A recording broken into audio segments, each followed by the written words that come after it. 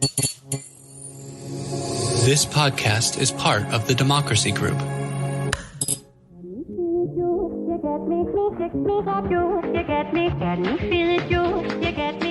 Welcome. We are talking politics and religion without killing each other. I am your host, Corey Nathan, and I am so grateful to have a place to talk about faith and politics and big ideas in our culture with all kinds of interesting, accomplished folks of goodwill in good faith. And it is an honor to be a part of the Democracy Group, a network of podcasts that examines what's broken in our democracy and how we can work together to fix it. And the rest, you know the drill. Make sure to follow us or subscribe depending on the app you're on. And if you could take the time to write a review, that would be especially great. Especially if you're on Apple, it really does make a difference in terms of how people can discover these conversations. Just like the one that we're having today with David Brooks. You might recognize David Brooks from his columns in the New York Times or his essays in the Atlantic.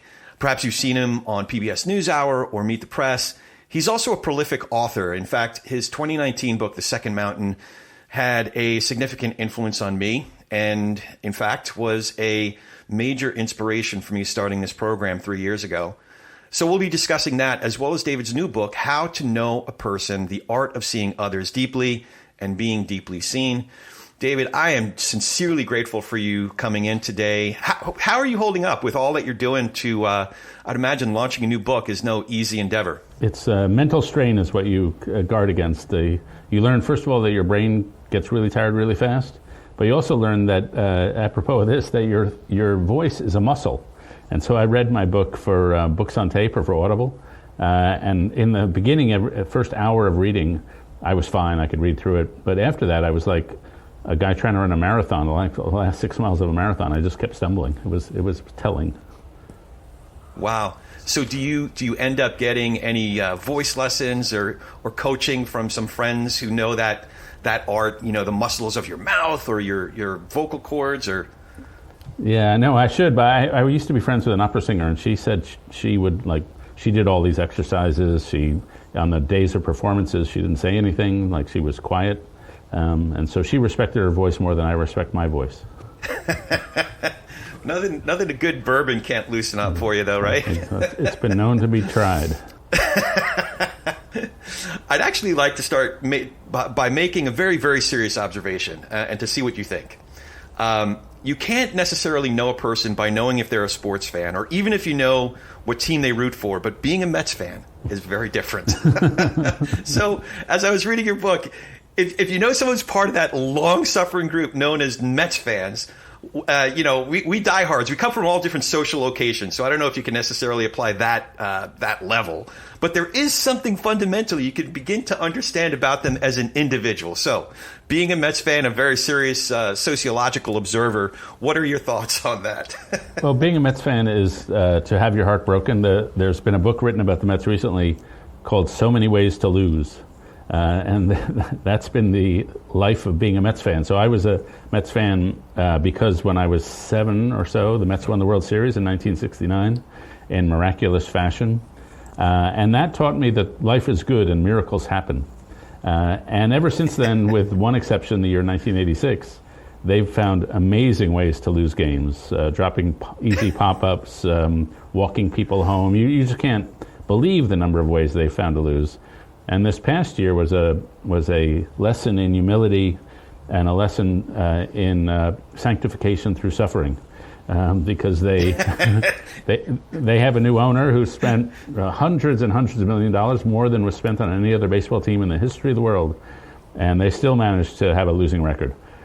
So it's been a humbling source of humility for me. I don't know. You are a big Mets fan? Die hard, lifelong, die hard. And there's no other way to be a Mets fan other than to die hard. Right. Do you remember when you went to your first game at Shea? I do. I was taken by my friends' parents, and we all went together. And I saw a game they played the Philadelphia Phillies, and the pitcher for the Mets was a guy named Nolan Ryan. Oh. And to show you what it's like to be a Mets fan, they drafted one of the greatest pitchers in the history of the game, and they traded him away. I'm going to say I'm relying on my childhood memory, but I think they traded away from a guy named Amos Otis, And he was gone, and he lasted he pitched in the major leagues for, 2 or 3 centuries, and he was one of the great pitchers, and he could have been a Met all that time. He could have been a Met. I don't think he would have been completely happy until he got traded to one of the Texas teams, but that's just my thought. But my first game was sometime around 1976. I was brought by my Aunt Rhoda and Uncle Jerry, and I remember it really well because there was an exhibition game right before the regular game, and it was the Mets' wives playing the cast of Happy Days. Wow! Wow! I got my picture taken with the Fonz. It was sure to make me a lifelong. It locked me in for a lifetime of suffering. Yes, but you're improved. You're ennobled by it. I was also curious about something else about growing up. When did people start calling you Brooksie, and do you stay in touch with friends who still call you that? Yeah, so I grew up in Lower Manhattan. I went to a school called Grace Church School, which is on 10th and Broadway. If people know New York, if they've ever been to the Strand bookstore, it's right there. And then I went to a summer camp called Incarnation Camp in Connecticut. And because my parents clearly loved my company all the time, I was sent away starting at age 6 or 7 for 2 months every summer to sleepaway camps, which is actually not uncommon in New York City because you want to get your kids out of the city in the summertime. And so I stayed at that camp from about age 7 to about age 23. And so that's a lot of years. And though that camp was my childhood. And those friends I made there are still my friends. And so I know very few people from my high school, but I know probably 60 or 70 people from my camp. And at camp, I had no first name. I was just Brooksie. And people would go years and years, and even into adulthood, they didn't realize I had a first name. So they call me Brooksie. But it's very valuable to have friends. I don't know if you have these friends who were there, when you were 12, when you were 13, when you were 14, before the world of work and before various success metrics got in. And you can go back with those people and be totally yourself because they're not impressed by anything else you've done ever since. They just know you as who you were, and they have extremely embarrassing stories to tell about you. I do, in fact. I have 3 best friends that I grew up with that we're still in very close touch with. And it's not that I'm thoroughly unimpressive to them. It's just that, we've been through life together. We've shared life together. The ups, the downs, everything in between. It certainly enriches life. And we all have kids now that are around the same age, and it's enriching to know that they have close uncles or godfathers, if you will. It really does enrich. So you said you went there from 7 to 23, so you must have gone through different stages as a camper or a counselor, but even into your early 20s, that's quite a stretch. Yeah, well, I kept failing knot tying, so they kept me back. So I'm kidding. Yes, I was a camper, and then I was a counselor, and even at an early age of 15, I was given tenths of 13-year-olds to supervise. And if you want to teach somebody to grow up fast, give them 7 or 8 13-year-old boys to supervise. And you have to deal with a lot. We went on bike trips, we went on canoe trips. And I think the important thing about camp for me was, first, it taught me courage. In camp we did a lot of activities like cliff diving, like taking canoes down rapids. They required some measure of courage. And so it was a good instruction in that and doing things you found scary. And then it was probably the only successfully integrated institution I've ever been part of, completely successful.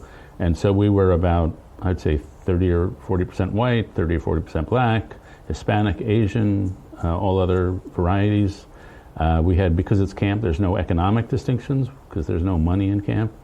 And so it really was a little experience to live with diversity with almost complete equality. And it's not just me who say that. My black friends from camp have said the same thing.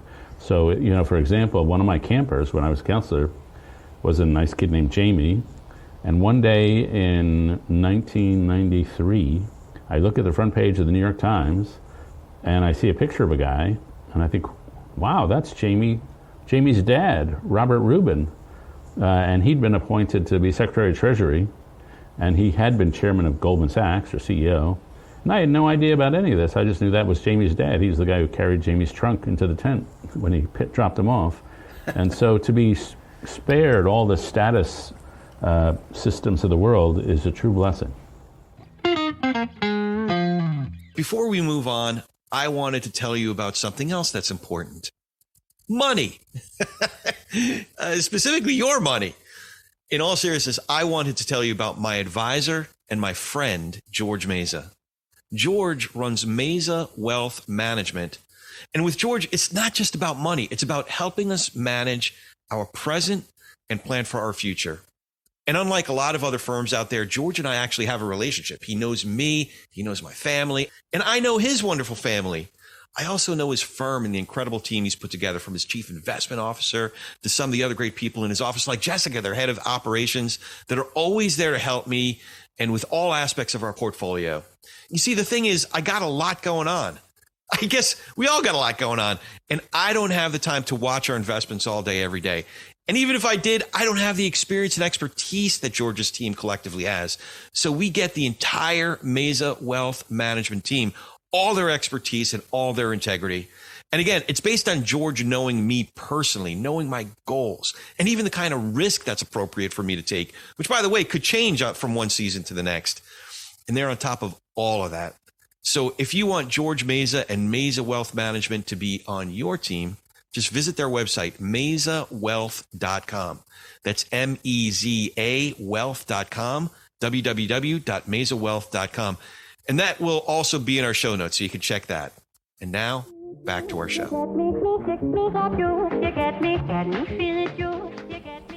I should say, if I could add one thing, for lifelong friends, my wife went to a school in Illinois, I hope people have heard of, called Wheaton College. Sure.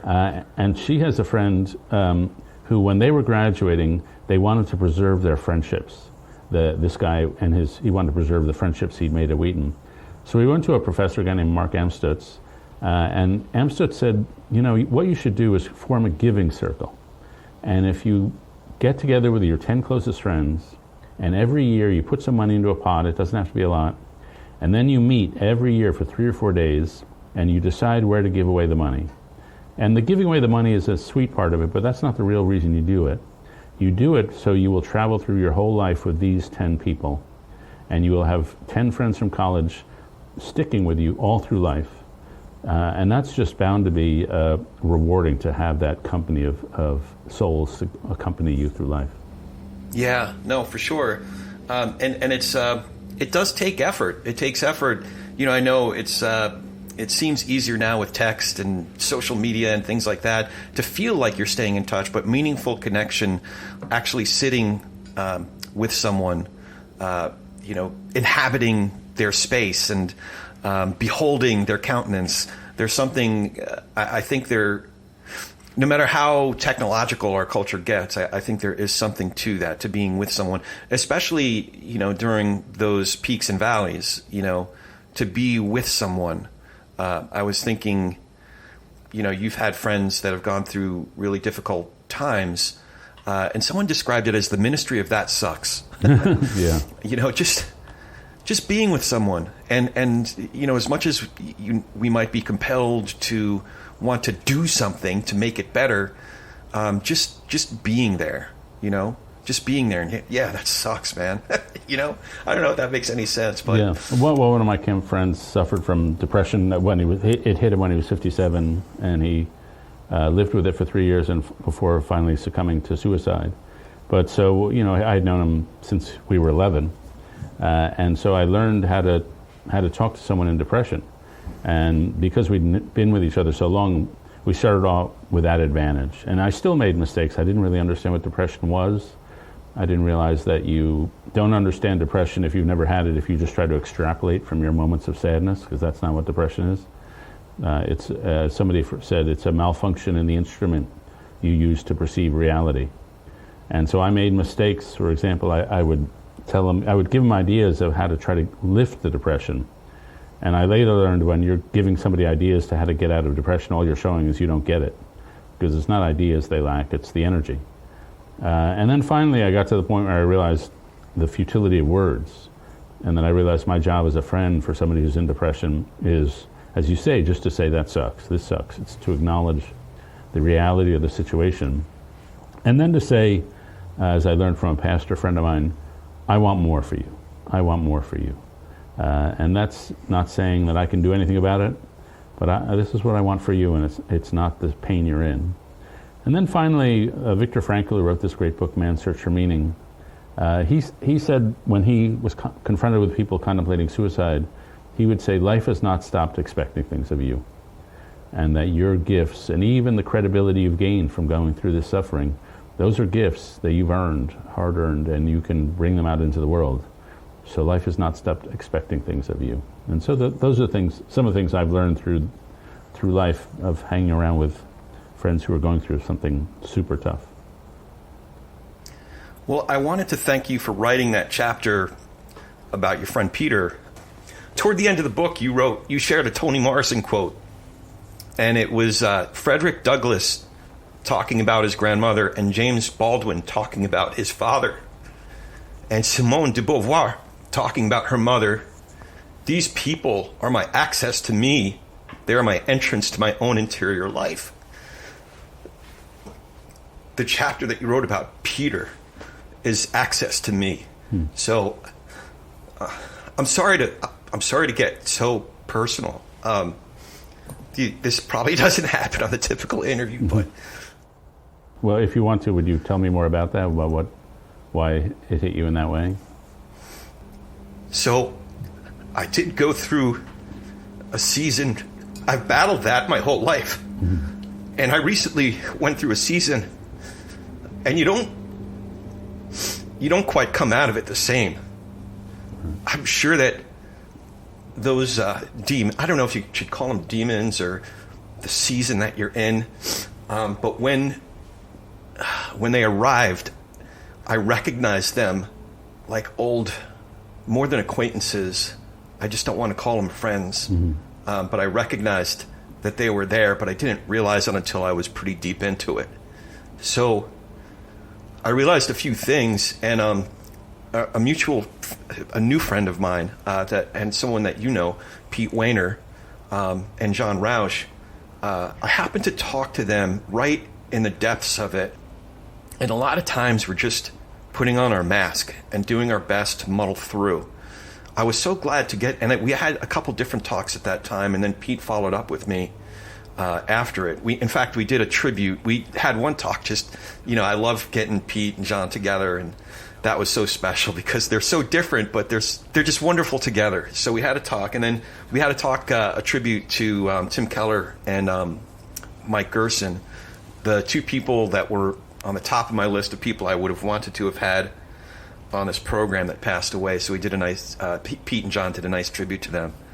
And then Pete followed up with me, and I remembered something really important, and that was I need to be like an Olympic athlete in terms of discipline in order to manage this thing. And I got away from some of that. But what I wanted to tell you that I hope is encouraging to you is that one of the greatest tools that I have is what I think of as communion with loving souls. So whether it's just going over to watch a Mets game or a hockey game or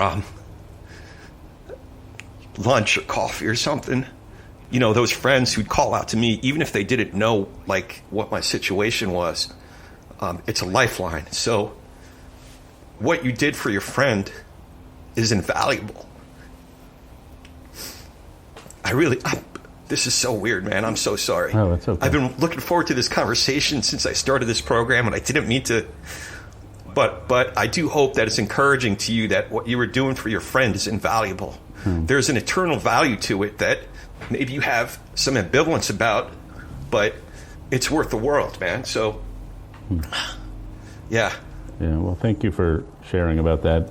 One of the things I've learned from those who have suffered is just the sheer art of presence. I have a friend named Mary who lost a daughter to a horse accident and then nearly lost another daughter to a bike accident. And I was sitting with her while the younger daughter was recuperating, and I said, well, would you mind if I asked you about Anna, the one who died? And she said, people often wonder if they can bring up Anna with me. But they should know that Anna is always on my mind. So if they bring it up, I can talk to her. If I don't want to talk to her, I won't. But at least they've given me the chance. But then she said to me, the thing that, since I've been nursing my other daughter, the most important and most meaningful thing that's happened from a friend's point of view was that somebody came to visit us and they brought us some food and they went to the bathroom and they noticed there was no bath mat in the shower. And they went out to Target and they bought a bath mat and they stuck it in the shower. And she said they never mentioned it. They just did something practical for me. They just showed up. And that's a beautiful example of the art of presence. It's just showing up. And I agree with you that those small emotions have a sort of eternal value. They may not change anybody else's life, but they have a residue that sticks around with you. One of the stories I tell in the book is about a woman named Jillian Sawyer, who was a student of mine, who lost her dad to pancreatic cancer while she was in college. And a couple of years later, she was at a wedding of a friend of hers. She was a bridesmaid. And it was time for the father-daughter dance. And she just didn't want to sit there through it. It was too moving. And so she went to the ladies' room to have a cry. And when she came out, all the people at her table and the next table were waiting there outside the ladies' room. And they just gave her a hug. They didn't say anything. And she said, they were just present for me. It was all that I needed. Yeah. And I'm glad that Pete and Jonathan could be there for you. Pete played a role in one of my own dark moments in life. And I don't know if he was like this with you, but I would ask him some questions. And he would ask me some questions about my situation. And then I would have sort of expect the conversation to turn to him giving me advice or comfort or whatever it was. But then he would ask me another 6 questions. And I learned that's the sign of a great listener, someone who asks the extra questions that you don't anticipate. And so I'm glad you had Pete and Jonathan in your life, or do have them in your life at this moment. Yeah. Yeah, it's amazing. I was so thrilled when Pete initially came on the program, and then we followed up and stayed in touch and have this burgeoning friendship. And John, the same thing. What struck me is they're two of the smartest guys that I know, and they're both such. Their intelligence shines through their inquisitiveness, their genuine, earnest inquisitiveness. So I've learned a lot just from being around them. So, I meant to ask you about something else that we share in common. I grew up in a very observant Jewish family. We went to an Orthodox synagogue, Hebrew high school, and all the rest. I became a Christian in my late 20s. And when you described, I don't know what to call it, because I don't want to say conversion. It's more like a evolution or a step. It's weird to say I became a Christian. It's almost overly distilling it too much. But I don't know too many other folks who grew up in a Jewish family and are, clearly deeply rooted with their heritage and their grandparents and great grandparents that then, became a Christian later in life. So the way you describe it in the Second Mountain, you said the main story is the soul story. So I was curious if you could share some of your soul story. Yeah, it was. I'd be curious to know after this how you found Christianity. I had this weird background where I grew up in a Jewish home, and of course, we had a Seder and I had a bar mitzvah, and we did all that. And then as an adult, I kept kosher for many years at home. But I also grew up going to this church school. And we went to chapel, and I was in the choir briefly. And so I knew the Jesus story too, and I went to this camp I mentioned before that was a Christian camp. And so I had the 2 stories rattling around in my head, but it didn't matter. They didn't seem like contradictory to me, and still don't. But they didn't seem real to me either, because I didn't think there was such a thing as God, so they were just stories.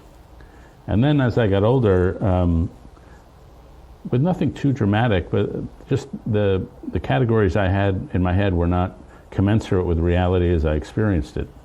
So reality seemed to me porous. It seemed to me transcendent. It seemed to me iconoclastic, that there's a reality beyond the material reality. And I experienced that. It sounds like you may be a New Yorker. I experienced it in one of the ugliest places on God's green earth, which was one of the ugly places is Penn Station, the old Penn Station in New York.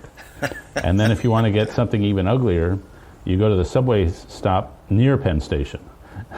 So I was at the subway, and I had this sensation looking around at all the other people in the subway that they all had souls. And they had souls in them that were soaring or suffering, or were joyful or were fretful. And once you get to the idea that every human being you meet has a soul of some transcendent value, to me it was a reasonably short step over to believing there's a God.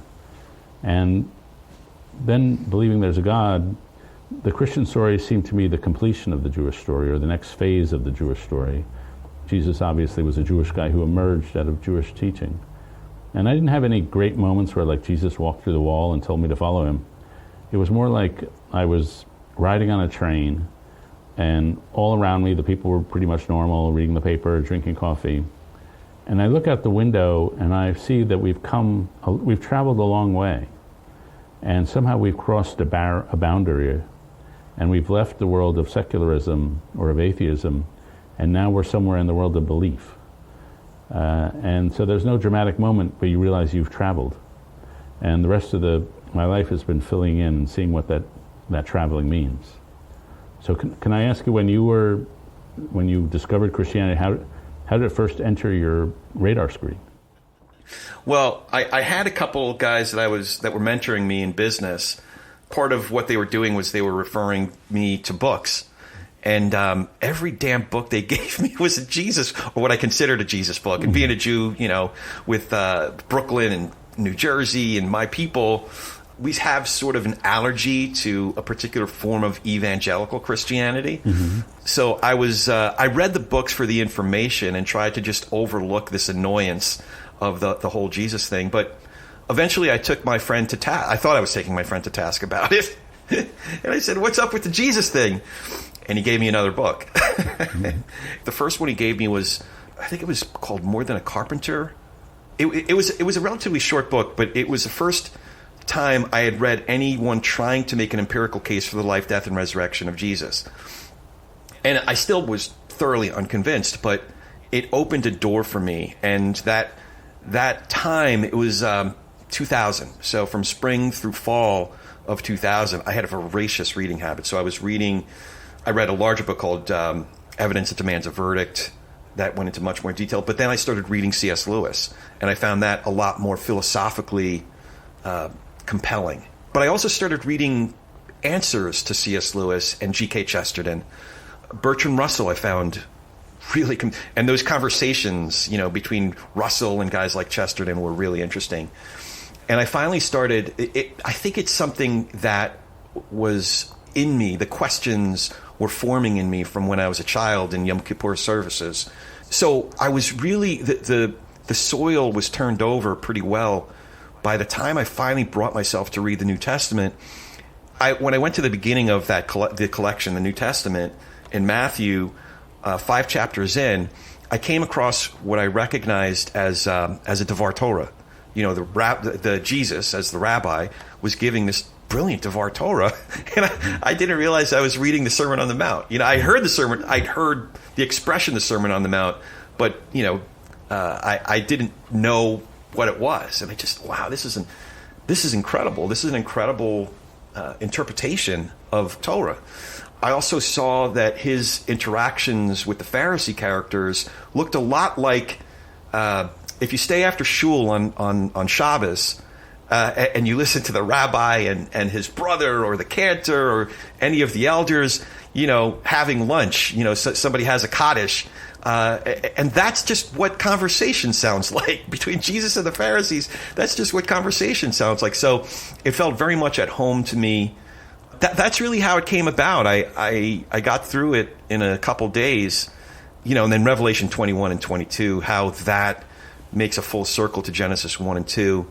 There was something about that I found really compelling. I was more surprised by how it all came about than just about anybody, but there it is. Just questions that I need answering to, and it seemed coherent. The existential questions that seemed to be answered. Does that make sense? Yeah, for sure. And I mean, it's obviously going to be an ongoing journey. It was important for me to see Jesus as a Jew, and that there are all sorts of versions of Jesus that are out there. There's the Renaissance art Jesus, which is sort of the guy with wispy guy with 2 fingers in the air and blonde hair. And then, frankly, there's the Oxford Jesus of Lewis and Tolkien. But to me, the Jesus who was a Jew was the guy who lived in Galilee at a time of revolution, a time of mass strife, of sometimes mass murder, of colonial occupation. And this Jesus is a total badass. He's a guy who takes all the power structures around him and he flips them over all at once. And so, as somebody who used to cover the Middle East, it was important for me to see him flowing out of the Jewish world and struggling and fighting and combating within that world.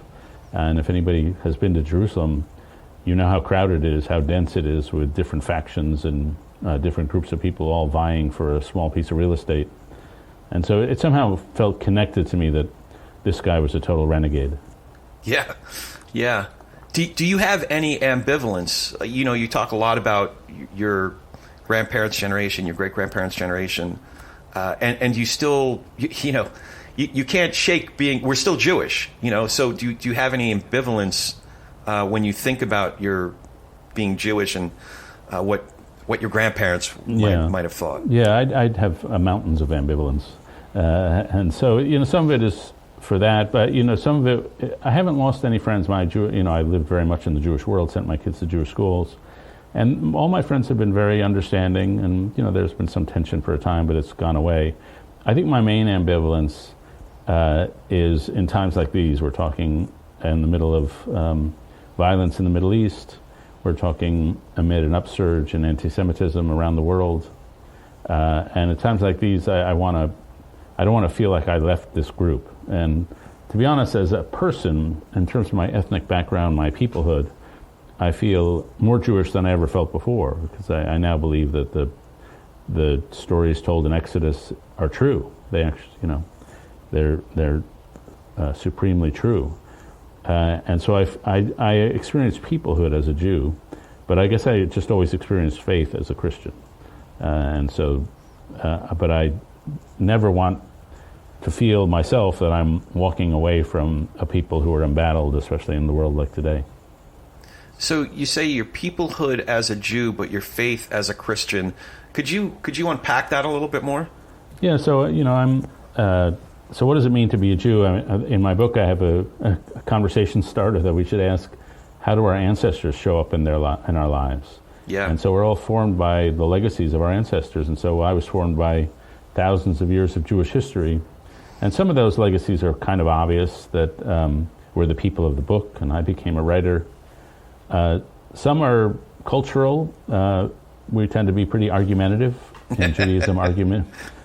Prayer is done as an argument. We argue with each other in yeshivas and things like that.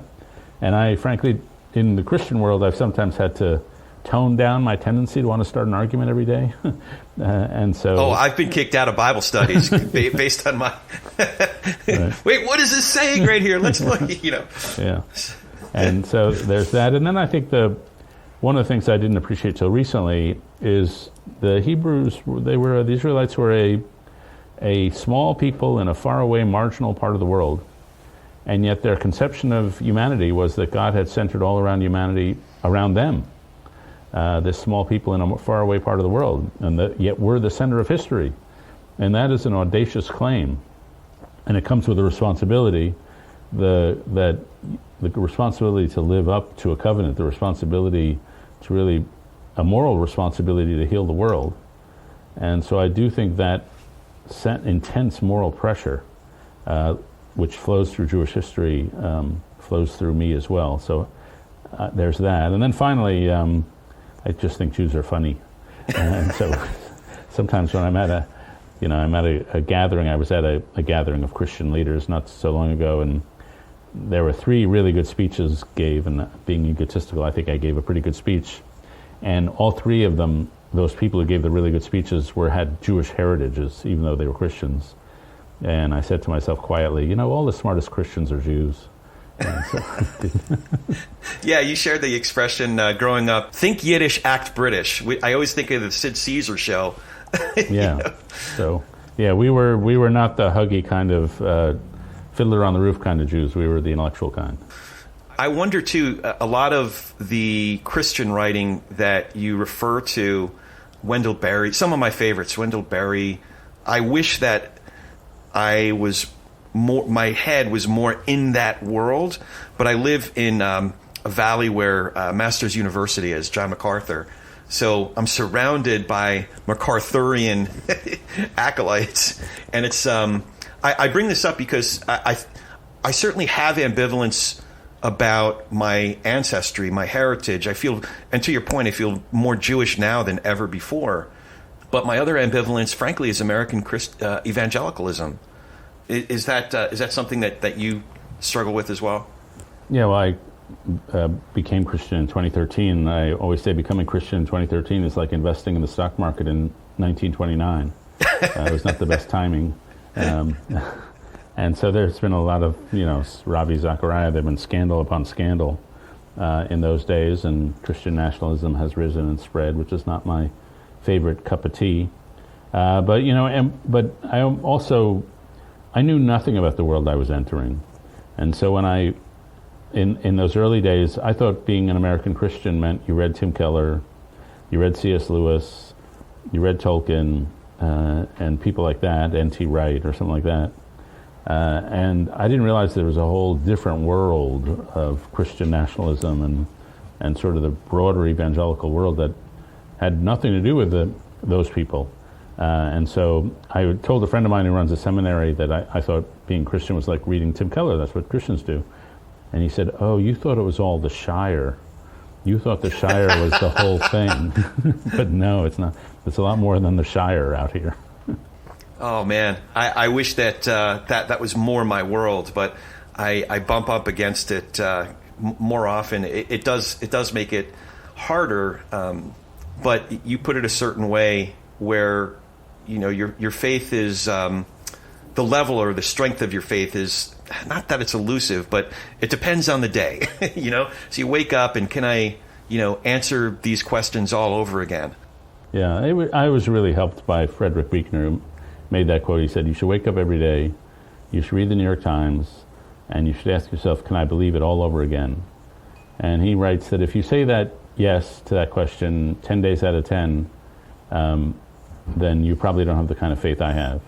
But if you can answer it 3 or 4 days out of 10, you should answer that question yes with joy and great laughter. And so I when Buechner gave me permission to have those moments of dryness or distance from God, that was very useful and very helpful for me. Yeah. I also wanted to talk to you about Weave.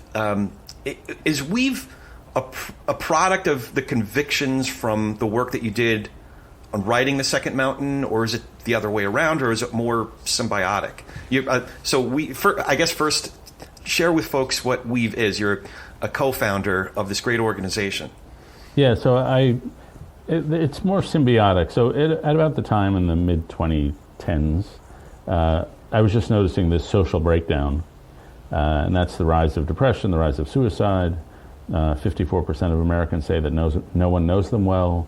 The number of people who say they have no close personal friends has gone up by 4 times since 2000. 45% of teenagers say they're persistently hopeless and despondent. Just so much social pain in the world. And it manifests as loneliness and distrust and disconnection. And so I realized that this problem is being solved at the local level by people we call weavers, who are community builders, who are just really good at building trust and making connection. And so at Weave, this little nonprofit, we would travel around the country and just go to places and say, who's trusted here? And it might be in one place there was a guy who ran the parking garage, that there was this guy and he ran a parking garage, but he had an obsession with city zoning regulation. So if you had a problem with the city, you go to that guy and he helps you out. And so he's a trusted member of that community. Or there was another lady in Florida, she just volunteers to help kids cross the street after elementary school so they're safe. And we asked her, do you get paid to do this? She said, no. And we asked her, do you have time to volunteer in your neighborhood? And she said, no, I don't have any time to volunteer. And then we said, well, what are you doing after this? And she said, well, on Thursdays, I take food to the hospital so the patients will have some nice food. And we asked again, do you have time to volunteer? And she said, no, I have no time. And to her, what she was doing was not volunteering, it was just what neighbors should do. And so these people are rebuilding trust, are rebuilding connection, and rebuilding community. And so Weave is an effort to support them, sometimes financially, sometimes culturally, sometimes psychologically. And we bring them around the country to tell their story so other people will be inspired to live a little like this. And this new book, How to Know a Person, flows out of the same problem. I came to realize while working at Weave that words like relationship and community are good words, but they're kind of abstract. And the actual act of building community is the act of performing a series of small social actions really well. How do you be a great conversationalist? How do you listen well? How do you disagree well? How do you ask for and offer forgiveness? How do you sit with someone who's in grief? And so the book is really an attempt just to walk people through these skills so we can be better at the moral skills of being considerate to other human beings. I was curious, you mentioned in How to Know a Person, the new book, that you interviewed hundreds of community builders. Are there any others? I'd love to hear about some more of the folks that you interviewed and maybe some of the things that you learned from those conversations. Sure, I've got lots of stories about that. So, for example, another guy I met in Houston named Pancho Arguelles, he has used to run an organization called Living Hope Wheelchair Association. And so it takes people who have been paralyzed in construction accidents, most of them Hispanic, and it gives them wheelchairs and diapers and catheters so they can lead dignified lives. And then it trains them in becoming social workers. So you'll be in Houston and this group of 25 Latino guys in wheelchairs will roll into your neighborhood and help you work on your community's problems. And I once said to Pancho, you radiate holiness. And he says to me, no, I reflect holiness. Oh. Which is the right answer. And so he should, as the country was sliding into despair and over the bitterness of the last 5 years or so, I've been surrounded by some of the most uplifting and selfless people it's possible to imagine. And they're in every town. You just go into a town and say, who's trusted here? And people start spitting out names, and often they're the same names. And so there is an army of people who are really selflessly living for their community. And they may be helping kids in the neighborhood, they may be cleaning up empty lots. Whatever the neighborhood needs, they assume responsibility. A lot of us see a problem and they think, well, somebody else should fix that. But these people automatically say, no, I'm going to fix that. I assume responsibility here. It sounds like it was convicting for you that maybe, this was part of your second mountain, if you will, or another way you put it. I forget if it's in the second mountain or the How to Know a Person. You describe, if you draw a line through times you felt most fulfilled, Weave would be a part of it. So yeah, that's from Nietzsche. He says, draw a line through the 4 or 5 most rewarding experiences of your life and see if there's a thematic constancy to them. See if they all share some common theme. And he writes, if you can discover that common theme, you've discovered the law of your very nature. And I think for me, it's the common theme. It would seem to be writing superficially, but really it's teaching. That my biggest joy comes from learning something from some wise person and then putting it in a book or an article, and then somebody else writes it down because they find it helpful. And that's the most rewarding thing I do. And so I'm more of a teacher. And one of my favorite phrases about writing is, we writers are beggars who tell other beggars where we found bread. So we're just trying to share what's helpful. I was curious about that. I forget if it was a talk that you gave or one of your columns where you describe your writing process, and it sounds like you're kind of like a collage maker, but with words. In other words, if I remember correctly, and correct me if I'm wrong, you read a lot, you're learning a lot, and then you're taking things that strike you, and then you're organizing them around, say, 10 paragraphs of a column. Do I remember that right? Or I'd love for you to share a little bit more about your process. Yeah, so I have a bad memory, and so I'm always taking notes, and I'm always printing off things that I find useful or relevant for whatever I'm writing about. And so when I sit down, for example, to write a column, I'll probably have maybe a notebook worth of notes and then maybe 200 pages worth of research that I've done that I've marked up with my pen. And so I lay it out on the floor in piles. And each pile is going to be a paragraph in my column. And so if you look at me while I'm writing, I'm not typing into a keyboard. I'm crawling around the floor of my living room, putting pieces of paper into different piles. And there might be 14 or 15 piles for one 850-word column. And then when I'm done organizing the piles, I pick up a pile, I bring it to the desk, I write it up, then I throw out those pages and I go back and get the next pile and I write that up. And that's how I'm doing it. So I tell my students, when you're writing, by the time you sit at the keyboard, your paper should be 80% done, because writing is about structure and traffic management. It's about getting things in the right order and getting to your point quickly. And so that's my process of just, I need to see it geographically laid out in front of me for me to have any coherent sense of what it is I have to say. That seems very rigorous. It seems, I think the impression is you're just brilliant and you come up with these brilliant words and ideas and you jot them down and New York Times or the Atlantic or whoever it might be takes but it's a very rigorous process that you're describing. That's what struck me when I first learned about it. Are you driven by your curiosity, or what drives you to go back and do it again?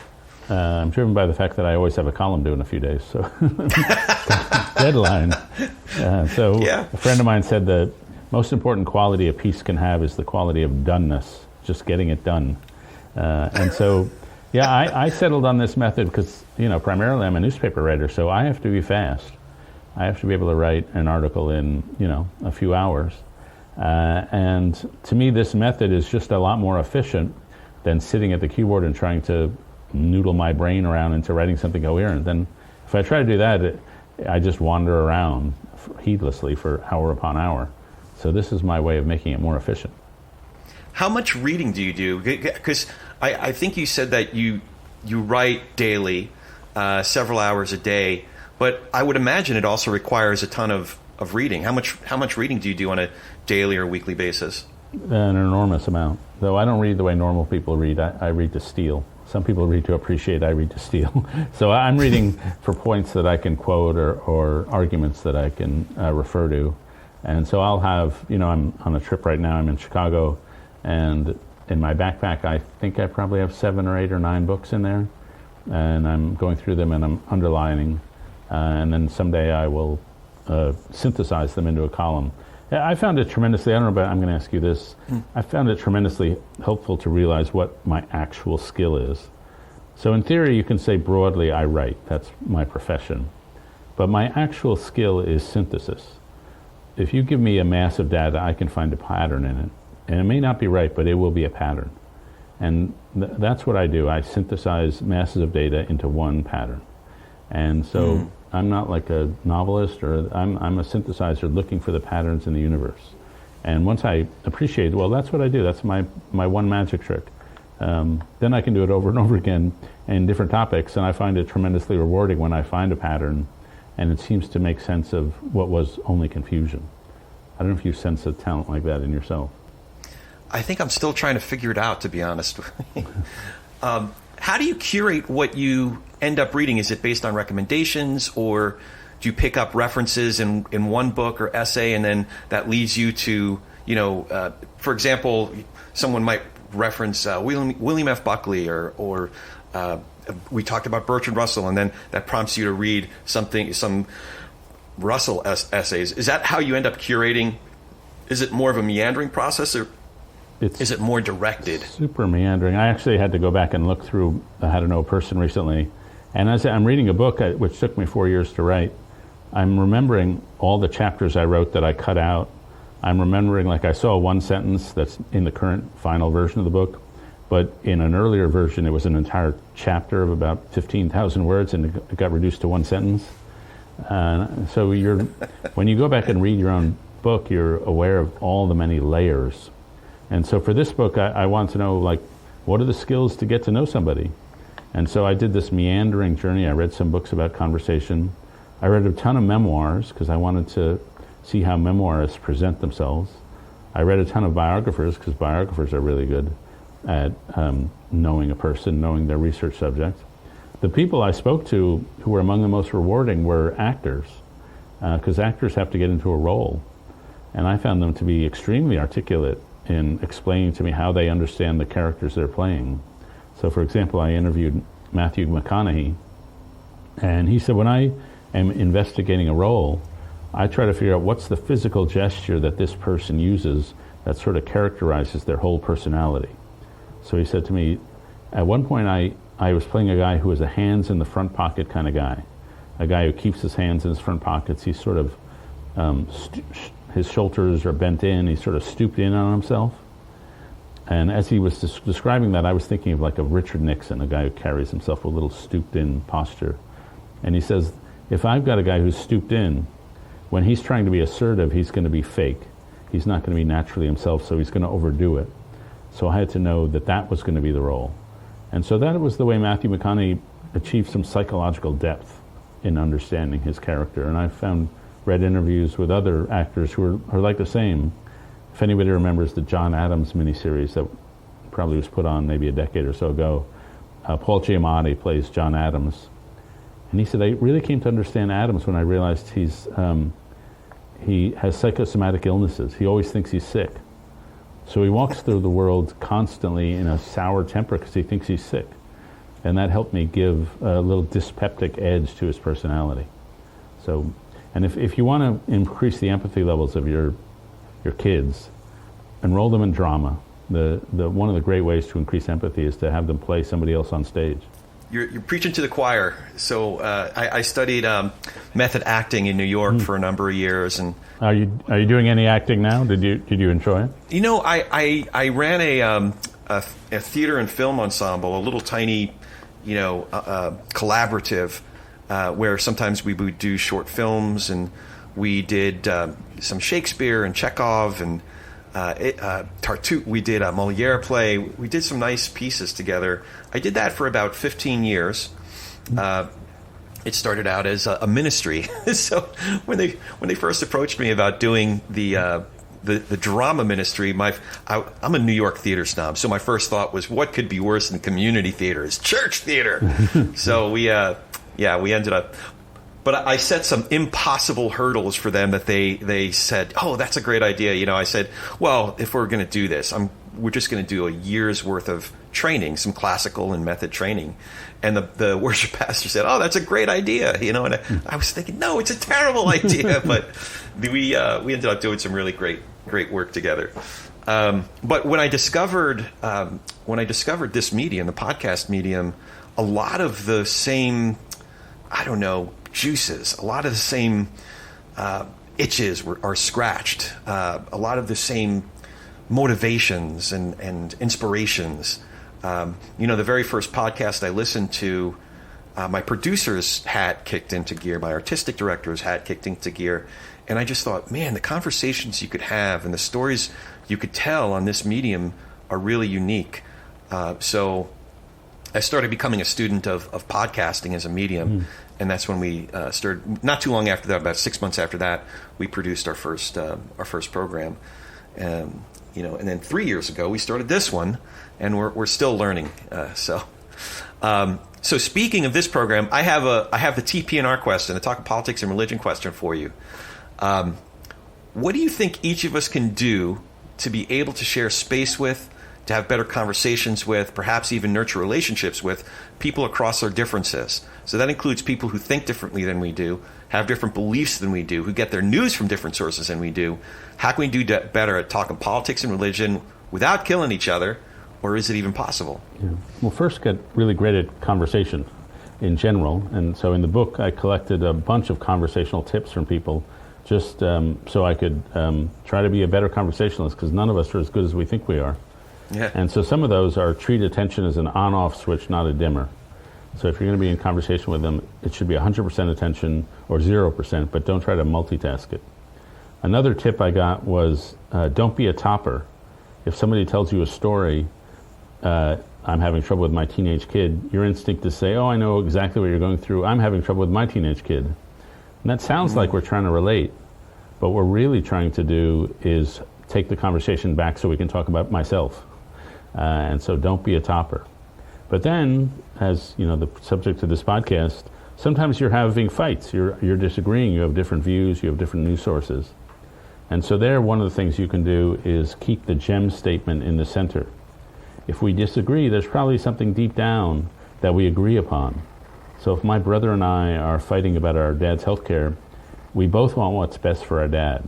And if we can find that thing we agree upon, then we'll save the relationship amid the disagreement. Another one is find the disagreement under the disagreement. So sometimes we'll have a disagreement about the Middle East or podcast or what good behavior is. But usually we disagree because we have some deep philosophical disagreement underneath the surface disagreement we're having. So instead of fighting and making statements at each other is not a good conversation. That's a bad conversation. A good conversation is a joint exploration. It's when we look at something together and we go on a journey. We go on a journey of discovery. And so we find out, well, why are we really disagreeing? And that turns a conflict into something kind of fun. And then my primary rule is when somebody is disagreeing with you, and sometimes their disagreement will come as critique of you, that you don't understand or you're part of the problem, that in those circumstances, the instinct is to get all defensive and say, well, I'm one of the good guys, you don't understand. Or to say, well, you don't know what I'm dealing with. But I've learned that your first job in any conflicting disagreement is to stand in the other person's standpoint. That is to say, to ask them 3 or 4 times in 3 or 4 different ways, where are you coming from? How'd you come to believe that? I no longer ask people, what do you believe? I always ask, how'd you come to believe that? Because I want them to be telling me a story. I want them to be telling me a story about some person who shaped their values or some experience that shaped their values. And then if I can ask them that 3 or 4 times, then I'm getting some depth. And I may not end up agreeing with them, but at least I'll have shown them the respect of curiosity. And there's a great book called Crucial Conversations on how to have hard conversations. And the authors of that book write, in any conversation, respect is like air. When it's present, nobody notices. And when it's absent, it's all anybody can think about. And so at least I've shown respect. And that's Crucial Conversations? Yeah, it's a great book written by about 6 different authors. The one I know is a guy named Joseph Grenny. He's one of the authors. It's one of the best conversation books I've ever come across. And you also mentioned a friend of our show, Mani Guzman's book from last year. I never thought of it that way. So that's another one but I have to check out Crucial Conversations. Yeah, her book is great. She's got a great question she asks people, which is, why you? Why was it you who decided to run for school board? Why was it you who founded that church? Like, what was it about you that caused you to behave that way? And that's a good way to let people talk about their life. You mentioned, stealing from, all these great thinkers. I feel very much like that. Pete Seeger once, somebody said, hey, I think somebody stole that song from you. And Pete's the great folklore, folk singer. He said, well, he might be stealing from me, but I steal from everybody. So. Yeah, there's a saying, stealing from one person is plagiarism, stealing from everybody is creativity. That's right. Did you, before I start to wrap it up, one more question. Since you mentioned Mike Gerson and Tim Keller, I was wondering if you would share some thoughts about those fellows. They're 2 gentlemen that I never had the chance to meet, but, like I said, they were definitely high on my list of folks that I'd want to have on this program. So I was hoping that you could share some tribute or thoughts about both of those guys. Yeah, so I knew Mike Gerson probably for 20 or 30 years, and so we came up in politics together. I was a journalist, and he was in a Senate aide and then a White House aide. And so I think what I think of was Mike, first, just the gorgeous prose style. If anybody remembers, say, the speech George W. Bush gave at the National Cathedral after 9/11, just a beautiful expression of conscience. And I would say that was Mike's great gift, that he was, as a columnist and as a public servant, just a living conscience. He brought basically Catholic social teaching, 2,000 years of Christian theology, to bear on the public square. And he really was beatitudinal in his conscience. It was, the last shall be first. His love was for those on the margins. And he was instrumental, as Pete and Jonathan probably mentioned, in the creation of PEPFAR, President Bush's anti-HIV initiative in Africa. And so he was instrumental in a program that saved millions and tens of millions of lives, and what a contribution to the world that is. And I saw him toward the end of his life. He really had the Book of Job thrown at him. He had cancer, he had heart problems, he had depression. And yet when I saw him a few days before he died, he was telling stories, and they were mostly stories of gratitude for somebody who'd been unnecessarily kind to him. And it was just interesting to sit there as those stories just came out. And he was beautiful at the very end. And then Tim Keller, I probably have known him for 10 years, or knew him for 10 years. And he was crystalline in his logic. He was somebody who had a very systematic thinker. He had an encyclopedic knowledge. And so his sermons were so beautiful and curious because he was always exploring the Gospels. And I think what gets underappreciated with Tim was how joyful he was. We would have these Zoom conversations, and he was always like leaning back and hanging around. He was not stiff and formal. He was just like, well, here's what I think. But he had a lightness of spirit. And if you're going to be a Christian, you better have a lightness of spirit, because that's sort of what it's all about. And so as much as I admire the intellect that Tim brought to the world, I think I admire that genuine warmth that sometimes could be hid behind his massive intellect. But he began his career as a pastor in a small church in Virginia. And it was a church where only 5% of the people had gone to college. And so he related person to person, not as some sort of academic way.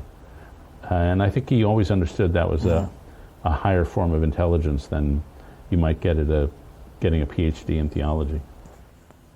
Yeah, well, I appreciate that. Through